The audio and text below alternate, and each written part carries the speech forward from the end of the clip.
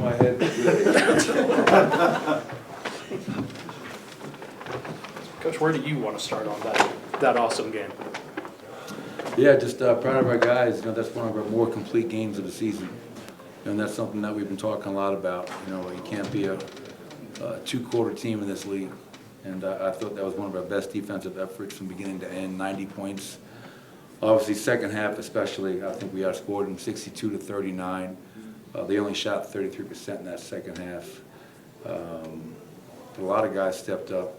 And I thought also a big key was in that first half, we turned the ball over way too much, which gave them life. Second half, I think it was only 5 turnovers for 3 points. And the last thing I'd say is I think we generated 41 threes, which might be a season high. And that's something we've been harping on. Like when you're open, shoot the ball. And we've been turning down a lot of shots, which lead to some of those turnovers. And I felt in that second half we got a lot more confident in letting it fly. Michael and Nikola carried us in that first half, and then I think a lot of guys helped us out in that second half. You know, as exhausting as I'm sorry. I know who you are now. I just want you to know that. And I heard from a little birdie that, like, if I hurt your feelings by never saying, D-Mac, what's up? You know, that's on me, but I want you to know that the cat's out of the bag. And now, me and you, we're good now. Okay. All right, D-Mac? Merry Christmas, Coach. All right, Merry Christmas. Next question.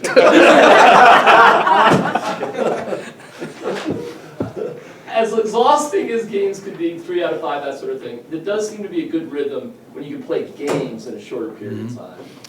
Yeah. What is that? What do you feel about that? Well, it's funny because for 2 weeks now, we had 2 games in 7 days. And so selfishly as a coach, you love that. And on one hand, because that gives you ample opportunity to practice and get on the court and clean things up. And now we're in a 5 games in 7 days, and now we're, I think, 5-1 in our last 6, playing better basketball. And when you're playing well, you want to keep that rhythm, and you want to play games. And obviously, we know playing Phoenix on Christmas night is going to be a much tougher challenge than we had tonight. And then you have Cleveland, then you have Detroit. So, but you have to take it one game at a time. But our guys stepped up with no Jamal Murray. I thought Russ was outstanding. Nikola, Michael, Aaron, everybody, even our bench tonight, I thought was a real positive. So Jaylen Pickett, I want to give him a shout out. I thought Jaylen Pickett was really, I said to our team, he was defensive player of the game. He's a different player than he was last year. He looks so much more comfortable, so much more confident. 8 assists, you know, and I trust him out there. And I'm proud of him for just kind of staying with it, and I'm happy for him. You talked about kind of the game slowing down for him a little bit offensively. Where is the growth defensively for him? Well, I tell you, man, like he's strong. Like he's not the tallest guy in the world, but he makes up for that with a tremendous strength and fight, game plan, discipline, and that's what you need. You know, you have to be a guy that understands what is our game plan, what is the personnel, and going out there and using your God-given abilities. And he's a strong kid. So he's getting a chance to play, and he's taking full advantage of it. Every time I've thrown him out there now in meaningful rotation minutes, he's done a hell of a job for us. So, you know, kudos to Jalen for staying ready and taking advantage of that opportunity. You started with rookie Jamal and rookie Nikola, and you see where they are now. When do you know as a coach that young player finally has hit that spot where you go, okay, he gets it now? What is those signs for you? Yeah, well, it's different for everybody. You know what I mean? It's like when I think about Nikola's career, I go back to a game he had in San Antonio as a rookie, where it was like, wow, this guy just did that to this team with one of the greatest to ever do it in Tim Duncan.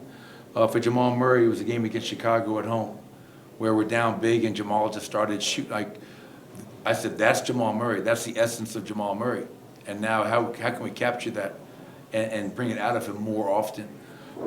And so it's different for everybody. And you're seeing, you know, it's not easy as a young player to play on a team like ours. Last year, we're a team that just won a championship. Expectations are through the roof, and you're trying to win at a high level and develop young players. And Jalen really never got a fair chance last year. And he's shown me from the Atlanta game, from the game tonight, that he's more than capable of going out there, running his team, organizing his team, and most importantly, Scott, making all his teammates better. You guys are 5-0 second nights of back-to-backs now. I mean, this seems to be a trend even dating back to past seasons. But the last couple, you've won in very dominating fashion. What does it say about this team's mentality? What are you seeing in terms of elevated focus from them? Yeah, well, if you're going to be a team that is exceptional on the second half of back-to-back, that speaks to mental toughness. You know what I mean? Like it's, you get back late last night, a lot of guys played heavy minutes in an overtime game. You're down 17, you come back and win. You expend so much energy in those types of games. It goes to overtime. So I wasn't really sure what to expect. I thought the crowd was great tonight. I do have to say that. I thought from the get-go, I fed off their energy, and I'm sure our players did as well. And that's why you love having the best fans in the NBA, because they bring that every night. You know, but it speaks to mental toughness. Like, we're not going to use fatigue as an excuse. We're not going to use anything. Like, they're here to come in our building and beat our ass, and we have to do everything we can to stop that from happening. And every guy that played tonight, I could easily have given that Defensive Player of the Game award to the team, because I thought throughout our team defense was outstanding. A few games in a row now, the second unit has strung together some quality minutes, especially without Jokic. And I'm just curious what you've seen in those stretches. Yeah, I couldn't agree more. I think those guys, you know, we've kind of settled into our backup five right now with DJ. Yeah. So I think that helps. Like, you know, is it Dario? Is it Zeke? Is it DJ? Right now, it's DeAndre Jordan, and he's playing well for us. You know, trying to get those guys more and more comfortable on the court, creating that on-court chemistry. But you know, I think if that group can go out there and hold their own defensively and execute offensively, even if we don't score, just generate good shots, not turn the ball over, now we're giving ourselves a chance. And that the best part about that is I don't have to put Nikola back into the 7-minute mark.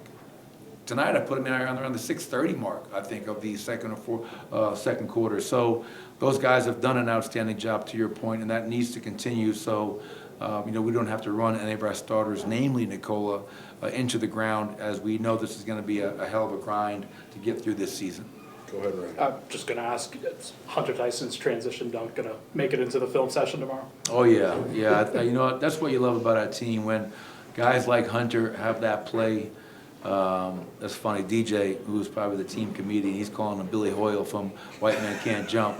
But just seeing how excited everybody gets for other guys on the team when they have success. When Jaylen Pickett hits a turnaround jumper in the corner at the end of the shot clock, the whole bench is up. That's what I love about our group. We're a family. We're a family when we lose at the buzzer in Portland, and we're a family when we have one of our best showings against Phoenix tonight.